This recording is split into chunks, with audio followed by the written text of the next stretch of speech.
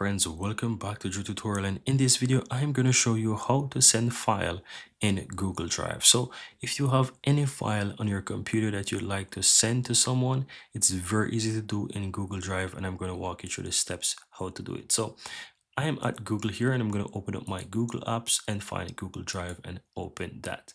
Now here you want to find the file that you want to send, and once you file that file, then follow the same steps that I'm about to share with you. So let's say I want to share this test file.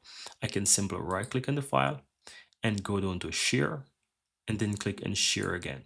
You'll receive this pop-up. Now you want to go ahead and enter the email address of this person, right? So I'm going to go ahead and remove this particular access. So what you want to do, you want to go ahead and find the file that you want to send.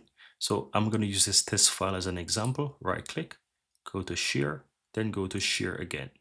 And from here, you want to go ahead and add the email address of the person that you want. So I'm going to add this email address right here.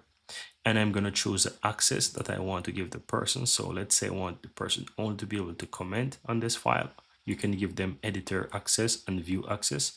You can write a message as well. So I'm going to give the comment and I'm going to say, please comment this. Simple as that. And here you have the option to send.